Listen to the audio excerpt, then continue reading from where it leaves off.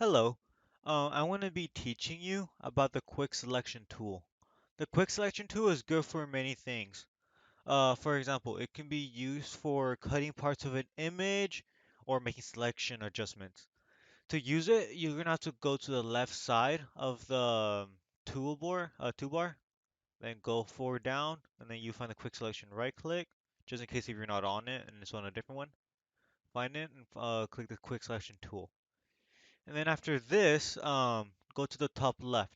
You see the plus, minus, and right here the size. Right now the plus, it'll help you make your selection, while the minus takes out the selection. And then the size right here, you see the size. You don't need to mess with this stuff. The size right here will help you increase. Bigger the size will help you with like bigger an object, while smaller in size will help you like more define details and all.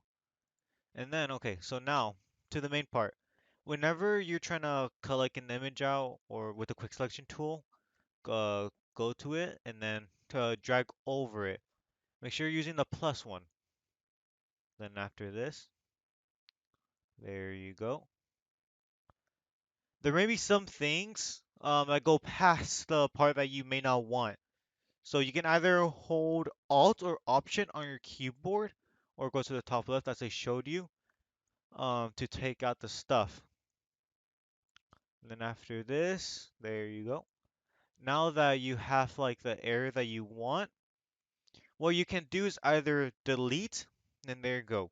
You have your mountain or whatever you have, or what you can do is you go to the bottom right. It looks like a little camera. Click it. It'll make a mask.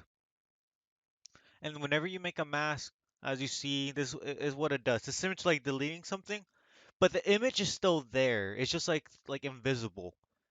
And if you don't have the right part of the image that you didn't want, go right there on the right side, the along the layer panel, the black and white, double click it, and then go scroll down until you find the invert. Inverting it does, that's what it says. It inverts, switches where um the adjustment to the other side of the image or the other part of the image. Okay, now that you have everything that you got, you can feather it right here on the right side. This helps make things feel more smooth for the image. And then after that, you press OK. And then there you go. That's how you learn how to use a quick selection tool. Thank you for watching, and I'll see you next time.